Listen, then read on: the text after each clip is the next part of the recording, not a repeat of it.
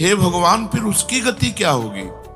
आपने तो स्पष्ट कह दिया कि जिसका मन वश में नहीं, जिसकी इंद्रियां वश में नहीं, उसके लिए योग प्राप्त होना कठिन, अर्थात भगवत प्राप्ति होना कठिन है।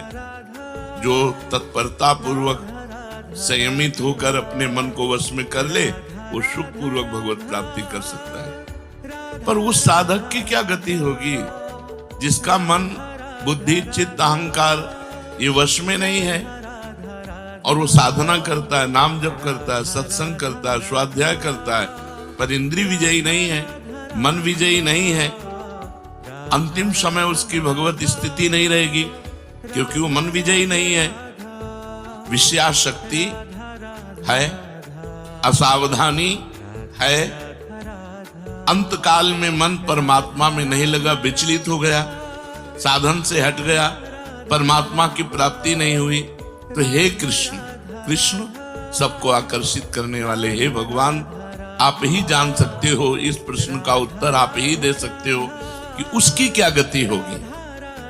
तात्पर्य है कि वो नरक तो जाएगा नहीं, क्योंकि नाम जप करता है। थोड़ा भी नाम जप करता है तो नरक नहीं जाएगा, थोड़ी भी भक्ति करता है तो नरक नहीं जाएगा। अजामिल के प्रसंग में यमराज जी ने अपने दूतों को आदेश किया था कि यदि कोई भी नारायण कृष्ण हरि बोलता है, गले में कंठी बांधे, वैष्णव है, भगवान का दास है, भूल करके मत जाना, तो नरक तो जाएगा नहीं, क्योंकि साधन करता है, नाम जप करता है, पाठ करता है, पर जितेंद्रीय नहीं है, मनोनिग्रही नहीं, इसलिए भगवत प्राप्ति तो होगी नहीं, ये भगवान कह रहे। पर नरक तो जाएगा नहीं, क्योंकि नाम जप करता है, और स्वर्ग की इच्छा नहीं, इसलिए स्वर्ग नहीं जाएगा, और मोक्ष इसलिए नहीं हुआ कि वो मन इंद्रियों को बस में नहीं किया। तो उसकी गति क्या होगी? काम गतिम कृष्ण गच्छति, वो किस गति को प्राप्त होगा? कश्चिन्नो भय विभ्रष्टस् छिन्ना भ्रमिव नश्यति, अप्रतिष्ठो महाबाहो विमूढ़ो ब्रह्मणा पथि। हे महाबाहु, हे अजान बाहु, संसार के आश्रय से तो रहित है और परमात्मा के मार्ग में भ्रष्ट हो गया है, परमात्मा को प्राप्त नहीं कर पाया और संसार के मार्ग को छोड़ दिया है, दोनों ओर से भ्रष्ट हुआ, उसकी क्या गति होगी? कहीं वो किसी बादलों की तरह छिन्न भिन्न नष्ट तो नहीं हो जाएगा? दोनों ओर से भ्रष्ट हुआ, अर्थात संसार मिला नहीं, परमार्थ में भगवान मिले नहीं, तो उसका समय जो परमार्थ में गया, जो भजन साधन में गया, वो सब बेकार हो गया, क्योंकि आपकी तो प्राप्ति हुई नहीं। एतन्मे संशयम कृष्ण छेतुर्मर्हस्य शेषतः त्वदन्या संशयस्यास्य छेता नाहुपपद्यते। हे कृष्ण, मेरे इस संदेह को सर्वथा छेदन करने के लिए आप ही समर्थ हैं, क्योंकि किसकी क्या गति होगी इसका निर्णय तो सिर्फ भगवान कर सकते हैं। इस संशय का छेदन करने के लिए आपके सिवाय इस सृष्टि में दूसरा कोई नहीं हो सकता, इसलिए आप का गति कृष्ण, उसकी क्या गति होगी? भगवान बोल रहे बस, पार्थ नैवेह नामुत्र विनाशस्तस्य विद्यते, नहि कल्याण कृत कश्चित् दुर्गतिम तात गच्छति। पहली बात है कि उसकी दुर्गति नहीं होगी, ये तो बस पक्की मान लो। वो नरक नहीं जाएगा, वो स्वर्ग नहीं जाएगा, मोक्ष नहीं होगा, लेकिन उनकी दुर्गति भी नहीं होगी।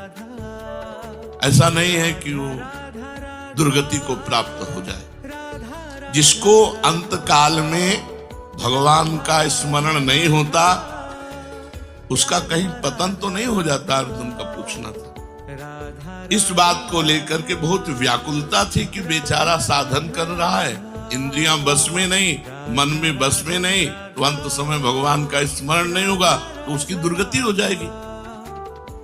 तो भगवान कह रहे पार्थ नैवेह नामुत्र विनाशस्तस्य विद्यते। हे पृथानंदन, सच्चे हृदय से जुड़ा था, भगवान जुड़ना देखते। रहत न प्रभु चित चूक किए की, करत सुरत सै बार हिए की। भगवान उसकी क्रियाओं को नहीं देखते, उसके चित्त को देखा, हृदय की बात देखी।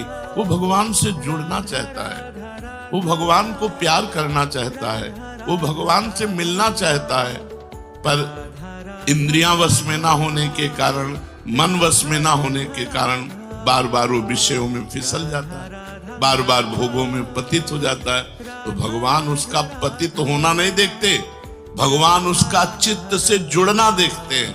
रहत न प्रभु चित्त चूक किए की, करत सुरत सैबार हिए की। हृदय की बात देखते हैं। सच्चे हृदय से भगवान में जुड़ना चाहता था, अब उसका पतन नहीं हो सकता, मरने के बाद भी पतन नहीं हो सकता। जितनी उसकी स्थिति भजन में बन गई है, उसके नीचे वो गिर ही नहीं सकता। बहुत बढ़िया बात है। हमारा अगर 100 नाम जप हो गया है तो 101 से चलेगा अगले जन्म में, 99 से नहीं चलेगा। जिसकी जितनी भजन में स्थिति हो गई है, उससे वो नीचे वो नहीं गिर सकता। देखो, पहली बात तो दुर्गति हो नहीं सकती, नरक जाना नहीं है, स्वर्ग जाना नहीं है, दुर्गति होनी नहीं है। आगे भगवान बताएंगे उसकी गति क्या होगी। उसकी साधना जितनी है वो कभी नष्ट नहीं हो सकती। चाहे जितना बड़ा पाप बन जाए, उस पाप का उसे दंड भोगना पड़ेगा, लेकिन उसकी साधना नष्ट नहीं होगी। ये इस मार्ग का बहुत बड़ा सपोर्ट है कि मानो हम दिन भर भजन किया, हमसे शाम के गलती हो गई तो बोले दिन भर का भजन नष्ट हो गया। नहीं, आपका भजन दिन भर का वो है, और जो आपकी गलती हुई वो अलग है। गलती का आपको प्रायश्चित या दंड भोगना पड़ेगा, और भजन आपका सुरक्षित है, वो नीचे नहीं गिरेगा, उसकी साधन सामग्री नष्ट नहीं होगी। ये बहुत हृदय को शीतलता पहुंच। हमने जो नाम जप किया वो हमारा सुरक्षित है, नाम जप वो कभी नष्ट नहीं होगा। उसका पारमार्थिक उद्देश्य भी नहीं बदलेगा। उसने उद्देश्य बनाया भगवत प्राप्ति, वो उद्देश्य भी उसका नहीं बदलेगा। हाँ, कितने जन्म लगेंगे ये उसका प्रयास होगा, प्रयत्न होगा। वो जन्मता मरता रह सकता है, ना भजन उसका नष्ट होगा, कम होगा, ना उद्देश्य उसका बदलेगा, वो लगेगा भजन। भक्ति बीज पलटे नहीं, जो जुग जाए अनंत, ऊंच नीच कुल उपजय होए संत को संत। वो कभी ऐसा नहीं हो सकता कि इतना भजनानंदी अब भ्रष्ट हो गया तो वो पतित हो गया, नीच और दुर्गति, अरे सब बेकार, कुछ नहीं। जो गलती हुई उसका दंड मिलेगा, और जहां से वो भजन कर रहा है वहीं से उसकी भजन की स्थिति आगे बढ़ेगी। जैसे उदाहरण में राजर्षि भरत का उदाहरण दिया था कि हिरन पे वृत्ति गई तो हिरन बने, लेकिन गंडकी नदी में खड़े होके हिरन बन करके भी इतना भजन किया कि अगला जन्म जड़ भरत जी के रूप में ब्रह्मबोध संपन्न महापुरुष के रूप में हुआ। तो भगवान कहते हैं, नहीं कल्याण कृत कश्चित दुर्गतिम तात गच्छति। अर्जुन, हे तात, बहुत प्यार भरा संबंध है, उसकी दुर्गति नहीं हो सकती। जो मेरा थोड़ा भी भजन किया है उसकी दुर्गति नहीं हो सकती। साधक के लिए बहुत ही पॉइंट के आश्वासन की बात कह रहे कि थोड़ा भी भजन किया तो उसकी दुर्गति नहीं हो सकती, और अगले जन्म में परमात्मा प्राप्ति की लालसा इतनी प्रबल होगी कि वो इंद्रियों मन को वश में कर लेगा। इस जन्म में जो चूक हुई वो अगले जन्म में सुधार लेगा।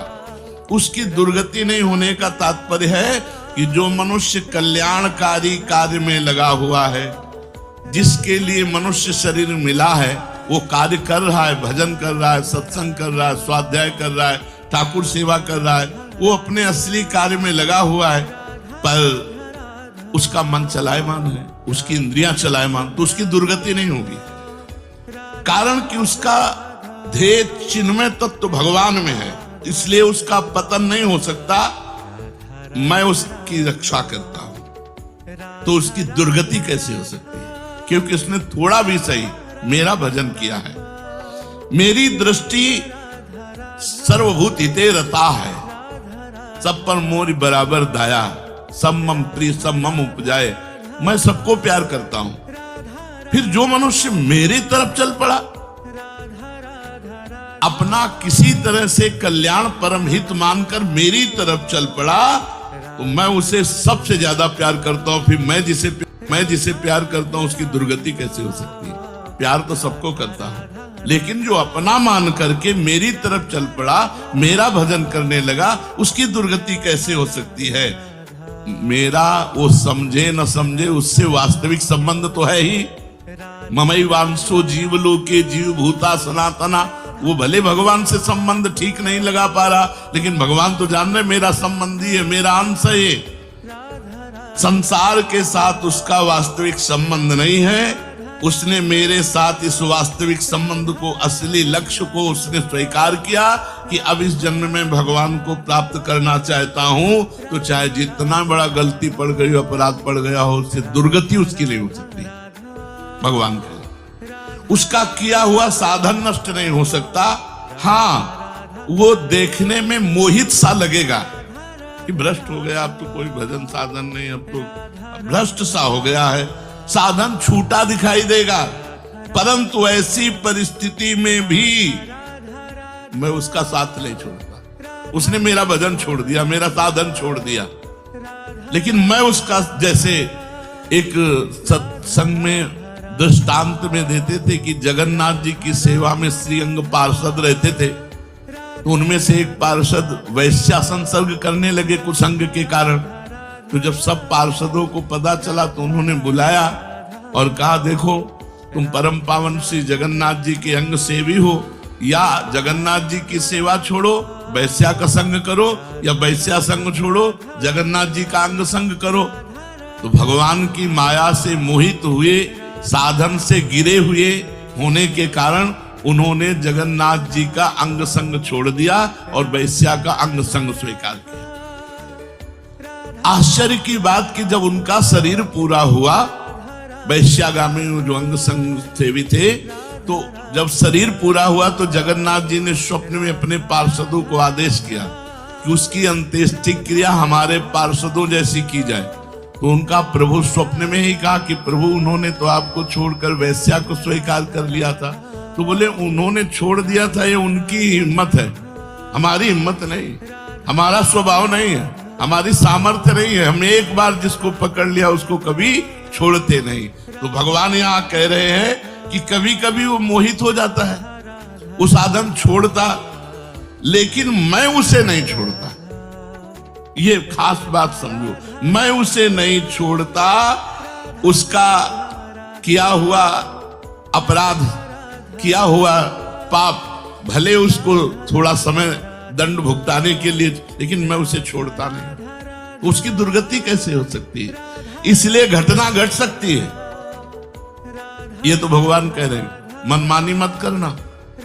कह रहे घटना घट सकती है, आपने अपराध किया, आपको पाप का दंड मिल सकता है, लेकिन मैं उसके अंदर ऐसी व्याकुलता पैदा करूंगा कि वो सब प्रपंच छोड़कर दौड़कर मेरी तरफ भाग पड़ेगा, क्योंकि मैं उसे नहीं छोड़ता। जैसे गोपियों में थोड़ा अभिमान आया, मैं अंतर ध्यान हुआ, लेकिन उन्हीं के बीच में रहकर जहां व्याकुल हुई मैं प्रकट हो गया। तो भगवान कह रहे हैं कि एक बार जिसके भीतर थोड़ी भी साधना चल पड़ी, थोड़े भी संस्कार भक्ति के पड़ गए, नाम जप करना, वाणी पाठ करना, थोड़ा भी भगवत्कार, कर्म चैव तदर्थीयम सदित्येवाभिधीयते, तो उसका कभी पतन नहीं हो सकता, जो संस्कार पड़ गया भक्ति का, क्योंकि सत वस्तु का कभी अभाव नहीं होता। तो फिर प्रभु गति क्या होती है उसकी? तो भगवान कह रहे, प्राप्य पुण्य कृताम लोका नुषित्वा शाश्वती समाः शुचीनाम श्रीमताम गेहे योग भ्रष्टो भी जायते। आहा, प्राप्य पुण्य कृताम लोकान, उसने गंगा स्नान किया है, उसने नाम जप किया है, उसने वाणी पाठ किया है, उसने ठाकुर सेवा की, तो कोई साधारण है? बहुत बड़ा धनी है। भले लोक भ्रष्ट हो गया है, भले इंद्रियां उसके कब्जे में नहीं, भले मन उसके कब्जे में नहीं, लेकिन साधारण जीव नहीं है। वो भगवान का जन है, उसने नाम जप किया है, वाणी पाठ किया है, ठाकुर सेवा की, धामवास किया, तीर्थ अवगान किया, प्राप्य पुण्य कृताम लोकान। जो बड़े बड़े याज्ञिकों को, कि बोले इतने यज्ञ किए, अश्वमेध यज्ञ किए, जो बड़े बड़े याज्ञिकों को जो सांगोपांग करते हैं, उन लोगों को स्वर्ग आदि लोकों पर अधिकार होता है। इसलिए वो पुण्य कर्म कहते हैं तो पुण्य लोक उनको प्राप्त होते हैं। पाप कर्म करने वालों को नरक भेजा जाता है। परंतु साधक पुण्य कर्म थोड़े किए, भजन किए, तो जैसे किसी रास्ते में चल के उसकी वीआईपी व्यवस्था की जाए, ऐसी व्यवस्था उसकी होती है स्वर्ग में। जितने दिन उसको अगला जन्म नहीं मिलेगा, उतने दिन भारी व्यवस्था स्वर्ग में उसकी होगी। पुण्यवताम लोके, जो बड़े बड़े पुण्य आत्मा पुरुष प्राप्त करते हैं, इतनी अमुक यज्ञ की, अश्वमेध यज्ञ की सांगोपांग, उनको उसकी वीआईपी व्यवस्था होगी। प्राप्य पुण्य कृताम लोका नुषित्वा शाश्वती समाहा। उसको शुभ कर्म का परिश्रम, बड़े बड़े परिश्रम करके जो स्वर्ग आदि के भोग प्राप्त करते हैं, उसे न प्रार्थना करनी पड़ी है, न शुभ कर्म करना पड़ा है, न यज्ञ आदि कर्मों का सांगोपांग अनुष्ठान करना पड़ा है। उसकी ना स्वर्ग की चाह है, वो उसकी व्यवस्था होगी। शरीर छूटते ही दिव्य लोक में जाकर के दिव्य भोगों की व्यवस्था, क्योंकि मन चंचल था ना, इंद्रियां चंचल थी ना, मृत्यु लोक के भोगों में ले भोग, स्वर्ग के भोग, सुंदर सुंदर जितने भोग हैं उन सब की बाहुल्यता। वहां भोगों की जो वासना बनी थी उसके अनुसार भोग। मान लो स्त्री की तो एक से एक अप्सरा, दुनिया का सब वैभव स्वर्ग में विराजमान है, त्रिभुवन में खूब भोगने के लिए सब एकत्रित कर दिया। क्योंकि भजनानंदी कोई साधारण थोड़ी है, उसकी वीआईपी व्यवस्था हुई। अब अंत समय से साधन में विचलित मना हो जाने के कारण जो बड़े बड़े परिश्रमों से, पुण्यों से प्राप्त होता है, वो ऐसे स्वाभाविक रूप से रास्ते में प्राप्त हो रहा है। ये उसकी गति नहीं है, ये अयाचिक वृत्ति से उसकी वीआईपी व्यवस्था है कि अब ले जा रहे हैं तो रास्ते में ऐसे थोड़ी कि कोड़ा मारते, पानी भी नहीं पिया रहे, धूप में ले जा, नहीं, सीधे उसको आनंद पूर्वक स्वर्ग आदि लोगों की दिव्य भोग वृत्तियां, जिन भोगों के लिए वो विचलित रहा है मनुष्य साधना करते समय, वो सारे भोग उसको वहां प्राप्त होंगे। वहां रहने पर इतना भोग दिलाया जाता है कि उसकी अरुचि हो जाती है स्वर्ग के भोगों से। मर्तलोक में आके दोबारा फंसेगा क्या? स्वर्ग के भोगों से अरुचि हो जाती है। जहां आसक्ति रही है वो भोग ही भोग उसको व्यवस्था कर दी जाती है, वो घृणा हो जाती है उसको स्वर्ग में ही भोगों से। इतनी वीआईपी व्यवस्था, क्योंकि अंदर से तो भजन था, उद्देश्य भगवान की प्राप्ति का था, तो स्वर्ग आदि के भोग भोगने पर उसे घृणा हो जाती है। वो अपनी वासना जो अंदर थी, जिनके कारण इंद्रियों मन को जीत नहीं पाया, वो देख लेता है, अरे अब ये तो मर्त्य लोक के भोग है, स्वर्ग के भोग, उसको वहां उसके अंदर घृणा हो जाती है। उसित्वा शाश्वती क्षमा। फिर उसे और ऊंचे लोकों में, अगर समय है अभी, तप लोक, जन लोक, महालोक, ब्रह्म लोक, ऐसे महान लोकों में उसे ऊंचे के लोकों में भेजा जाता है। और वहां भी इसलिए भेजा जाता है कि यहाँ के स्वर्ग के भोगों से रुचि, अब यहाँ के ब्रह्म लोक के भोग देख ले। भजन का फल है ब्रह्मादिक के भोग सब विषम लागत ताई, नारायण ब्रज चंद की लगन लगी है जाई। जब ठाकुर जी से मिलने की चाह लग जाती तो यही इसी शरीर में ब्रह्मादिक के भोगों से भी वैराग्य हो जाता है। भोग भोगने के उद्देश्य से नहीं, क्योंकि जो भोग भोगने के उद्देश्य से जाते हैं उनके पुण्य क्षीण होने पर फिर वो लौटकर मृत्यु लोक में आते हैं, इसलिए वो सीमित वर्षों तक स्वर्ग लोक आदि में रहते हैं। परंतु जिसका उद्देश्य भोग नहीं भजन था और योग भ्रष्ट हो गया है सूक्ष्म वासना के कारण, तो स्वर्ग आदि लोकों में जाएगा, उसका भजन नहीं छीण होगा। जैसे पुण्य आत्मा स्वर्ग गया, भोग भोगा, तो उसका पुण्य छीण होगा, लेकिन इसका नहीं, इसका तो स्टॉक है, ये तो भागवतिक व्यवस्था है उसकी, ये ब्याज की व्यवस्था है। मूल तो ऐसे ही साधन संपत्ति है। देख लो, कोई घाटे का सौदा नहीं, वीआईपी व्यवस्था होगी। मरने के भी बाद अगर चूक हो गई तो, और चूक ना हुई तो सीधे निकुंज चलना है। उसे यहाँ चूक हो जाए तो भी निकुंज जाना है, क्योंकि वृंदावन धाम है ना। अगर यहाँ शरीर छूटेगा तो यहाँ स्वर्ग थोड़ी ले जा रही, देवताओं का प्रवेश है नहीं, यहाँ तो वृंदा सखी सहचरियों का है। वो बहुत वर्षों तक उसके भोग सुविधा की सीमा नहीं रहती, ऐसी व्यवस्था होती है। अच्छा, जो भोग भोगने के उद्देश्य से ऊंचे लोकों में जाते हैं उनको फिर पतित होना पड़ता है, लेकिन ये योग भ्रष्ट जब ऊंचे लोकों में जाता है तो पतित नहीं होता, उसकी साधन संपत्ति को में जाता है तो पतित नहीं होता, उसकी साधन संपत्ति प्रकाशित रहती है ज्यों की त्यों, और उसका सद्भाव जागृत रहता है। सब मिथ्या है, भगवान मिथ्या करवाते करवाते ब्रह्मलोक तक के भोगों का मिथ्या। अब उन सुख भोगों को भोगने के बाद शुचि नाम श्रीमताम गेहे योग भ्रष्टो भी जाते। अब यहां जब प्रकट हुआ, कब उसका जन्म होगा, कोई सीमा रखी जाती है, अरुचि सीमा रखी जाती है। जब तक उसे भोगों में अरुचि नहीं होगी तब तक ऊपर के लोगों को भोगों में उसे रखा जाएगा। नरक वरक तो जाने की बात नहीं, वीआईपी भोग। जब अरुचि हो गई, अरुचि होगी ही, क्योंकि वो भगवान का भजन करता रहा है। वो ऐसा नहीं कि अब विश्राम मान ले कि अब अप्सरा मिल गई, विमान मिल गया, स्वर्ग मिल गया, अब यही नहीं। उसकी यात्रा नहीं रुकेगी, उसका भजन उसको कचुटेगा, उसके अंदर जलन पैदा होगी, अशांति हो जाएगी। ये सब भोग नहीं चाहिए, मुझे भगवान चाहिए, चलो ब्रह्मलोक। वहां भी ये नहीं चाहिए। तो अब शुचि नाम श्रीमताम गेहे योग भ्रष्टो भी जायते।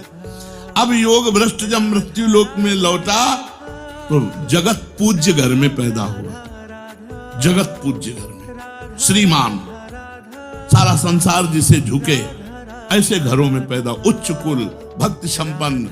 श्रीमान का मतलब होता है, एक लौकिक शब्द होता है वैभव संपन्न, लेकिन भागवतिक वैभव संपन्न महापुरुषों के घर में उसका जन्म होता है। और लौटने का कारण जो है, उस कारण को भगवान जानते हैं, उसकी बहुतायत कर देते हैं। स्वर्ग भोगा, ब्रह्मलोक के भोग भोगे, और यहां सारे भोग उसके दे दे, ये ले, अरे भगवान का दास है कोई और, ये ले। ऐसे घर में पैदा किया। अब उसकी जो साधन संपत्ति उसको खोल देते हैं। अभी तक बंद रखा, हानि नहीं हो सकती। अब जे ही जन्म हुआ, जैसे अपने लोग अब जे ही स्कूल जाते, स्कूल से पढ़ के आते, लगता है माँ नहीं टिकेगी, पिता नहीं टिकेंगे, सब मरेंगे, तो मेरा साथी कौन है, मेरे जीवन का लक्ष्य क्या है, क्या यही उद्देश्य है। बस बैठ जाते एकांत में, और संत जन आते थे, वो श्री राम जय राम जय जय राम, श्री राम जय, जब कीर्तन कराते थे तो वही याद था, श्री राम जय राम जय जय राम, श्री राम जय राम जय जय राम। बस नाम जप करना निश्चय हो गया। 13 वर्ष के उसका भागो। ये देखो, उत्तम कुल ब्राह्मण के घर में, और पूरे साधु महात्माओं का सानिध्य, और पिता पूरे स्वयं महात्मा नंगे पैर हल जोतते, बड़ी कठिन परिश्रम के द्वारा वो उदर पोषण करते। और संत महात्मा 8-8, 10-10 संत महात्मा दरवाजे पर। बच्चापन से ही क्या बन, अब मुझे संसार से भाग, किसी ने हमें सिखाया नहीं, भागो संसार से और भगवान की प्राप्ति करो। तो मनुष्य जन्म में जे ही जन्म लिया से साधन संपत्ति खोल दी गई। अब वो साधन में एकदम चिपक गया, क्योंकि पीछे जहां चूक हुई थी वो ऊपर से नीचे तक सब समुदाय भोगों का देख लिया। अब उसका अंतःकरण साधना से परिपूर्ण होने लगा। वो जो अंकित संस्कार भोगों के थे वो अरुचि पैदा हो गई। योग भ्रष्ट अज्ञात रूप से पुनः ऐसी साधना में लग गया जिसमें किंचन मात्र भी इंद्रिय और मन का मनोरंजन नहीं। पूर्ण इंद्रिय विजेता, पूर्ण मन को संयम में करके अब वो ऐसी योग भ्रष्ट जो पुरुष था, श्रीमानों के घर में जन्म लेकर के वो भोगों में फंसेगा नहीं, पुनः भजन में बड़ी तेजी से चल देगा, और ये उसका आखिरी जन्म होगा। तेजी से भजन करके वो भगवत प्राप्त हो जाएगा। तो अर्जुन जी ने पूछा था कि फिर क्या उसका पतन हो जाएगा?